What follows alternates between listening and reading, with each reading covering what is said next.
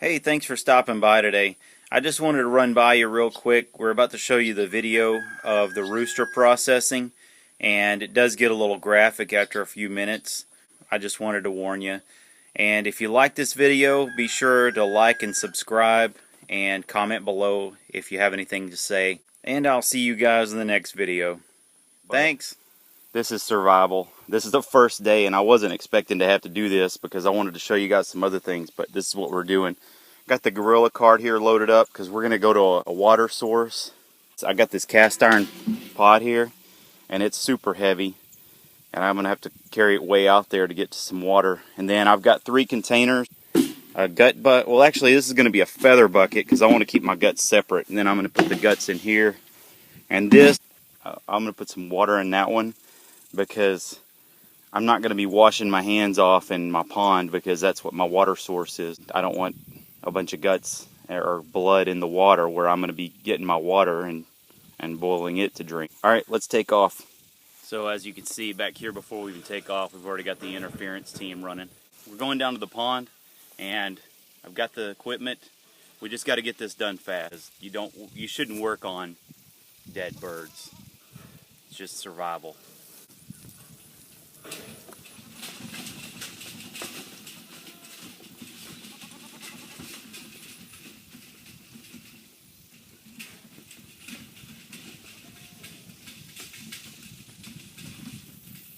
Alright, we made it to the pond.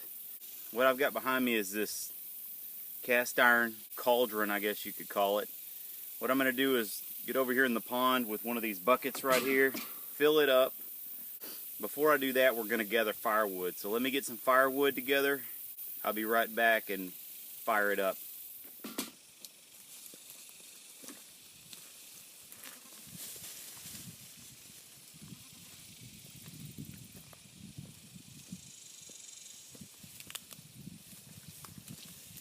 This should be enough to start the fire and get it going. I'll need a lot more wood to get it boiling, but this will at least get it going.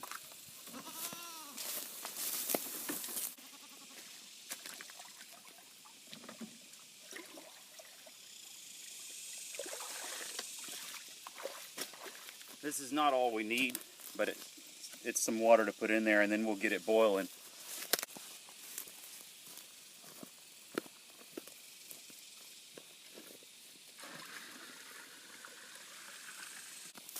But what we're going to do is go ahead and get this started. As you know, the lighter is the best way to do it. Alright, I got this thing boiling, so what we're going to do next, and by the way, you don't have to boil the water, but I don't have a thermometer, so it'll tell me it's scalding. So what we're going to do next is I'm going to unbox this knife that anybody wants to see, and then we're going to go to the chicken. Okay, so I want to unbox the case knife that I just got in. You can see the address on there, www.wrcase.com. Sorry, I'm not a professional unboxer, but I thought it would be cool to show this off to you. So anyway, it comes in a little plastic wrapper. Take that off. And then you got this right here. Nice leather sheath. And then it's 2 knives right here. And this is a leather handle. I'll probably be using this on the chicken. It's got a leather handle. I'll leave that there. And then here's a bigger one. This is just a set of fin knives. And they come out of the box real sharp and everything. There you go. There's one still shot of them all together. So, alright, so we're going to go start on the chicken right now. Alright, so like I said already, I don't recommend this to anybody after a chicken's dead to butcher it. But we're in a survival situation, and I'm going to chance it. We don't have ice out here or nothing, so as soon as I get him done, we're going to go ahead and cook him. But this one's already stiff, so we're going to just cut his head off, and then I'll go over here and blanch him in the boiling water and pluck his feathers right quick. I'll just take him like this, and what you really You really just want to get the throat. This is the brand new knife, by the way, so this is kind of its test run too. So I'm only going to be able to set up the shot where I pluck the feathers, not where I dip them in there. But the trick is you don't want to leave them in there for too long because you'll be cooking them. And all we want to do is just get that skin hot enough to get the feathers off. And that's going to be it. So I'm going to set up my shot for right here. I've set up a little makeshift table to defeather him on. All right, I'm hoping this goes well.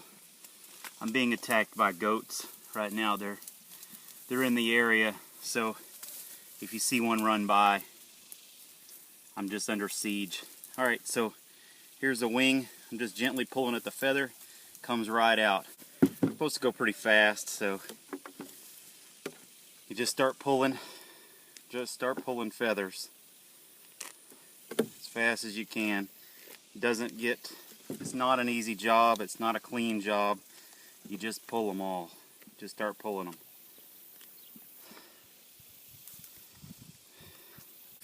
I'll leave feet on as long as I can. It's just something else to hang on to if you're doing any cuts or anything like that. So you can cut the feet off last, really. And I'm so out of shape that I'm actually starting to get tired from this right now. I'll adjust.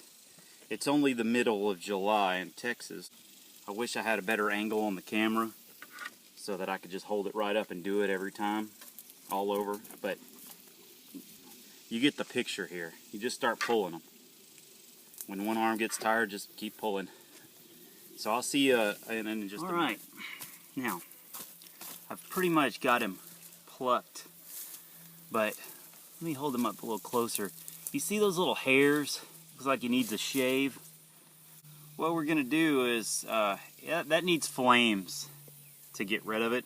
So I'm gonna go gather up some wild grass and, you know, just some stuff that'll cause a flame, but not a real hot flame. And then I'm gonna run him over it and get those things singed off. People who live in an area that's civilized, you can use like a torch. But we've got everything, about everything that's going to get out of there. So what I'm going to do now is take the neck bone. What we're going to do is just pinch this right here, cut into that just a little there. I was hoping I could snap that bone. There it goes. Now we can cut through right there. Should be able to anyway. There we go. Alright, now got a neck bone there. Alright, chicken neck's off. People can do stuff with that, but it's going in my gut bucket. Now, there's a gland right here. Oil gland they use to oil their feathers. Cut it out. Here's the breast. Okay, I'm going to take this little spot right here below the chest area. If this helps better any. This would be a perfect angle, but can't hold him up.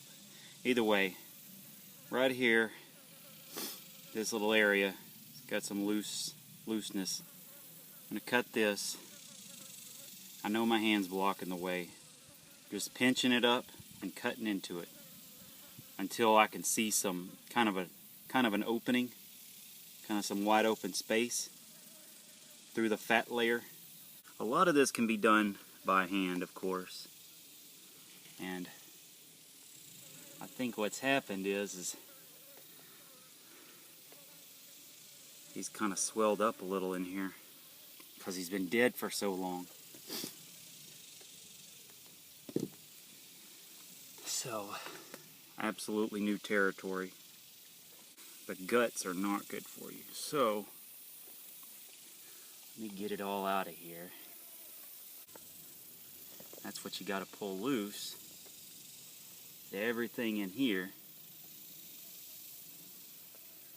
And just kind of rake it out. Because my hand is all the way into the rib cage now, as you can see. And You got to do it safely. They're clinging in there. And you don't want to do that. You have to be really careful. Make sure you don't ruin your meat. Alright. Now we're getting somewhere.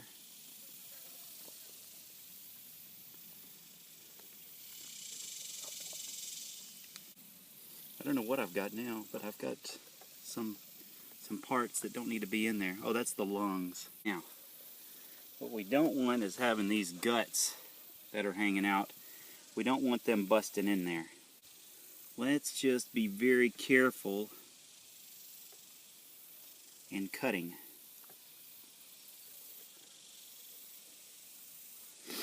Alright, now,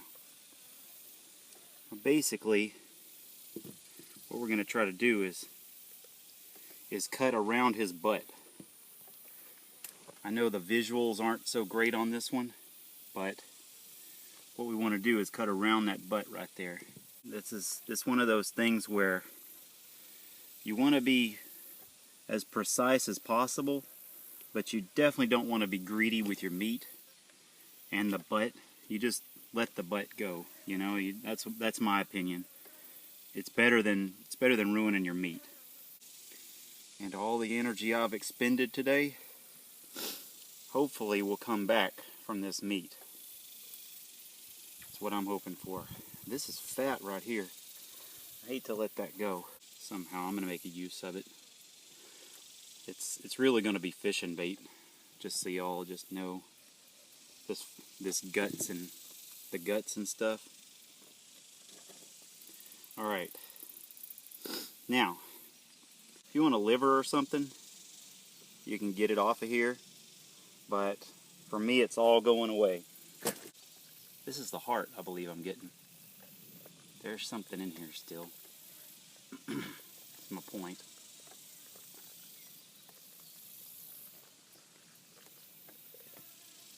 That's the heart right there, which is edible.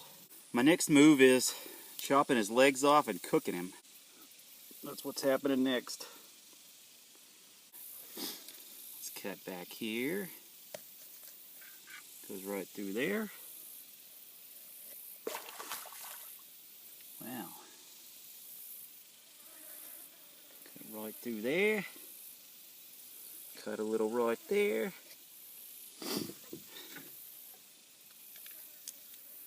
And pop it off just like that. Right there. Alright. My hands are super greasy right now. Alright, he's going to get a bath and he's getting cooked immediately. Alright everybody, I hope you guys got something out of that. I know I screwed up a couple of times in the processing, but I got it all done. Most important part of processing any animal is to make sure those guts and bladder don't get on the meat, and that worked out. If you want to see the final product, I'll put the link in the description below, and if you want to see a picture, I've got it on Instagram right now. It's at Brazos_Forager, and check me out on Facebook too at Brazos Forager. So y'all have a good day. Be sure and subscribe if you haven't already. It'll help build the channel and get the information out to everybody. So I'll talk to you in the next video.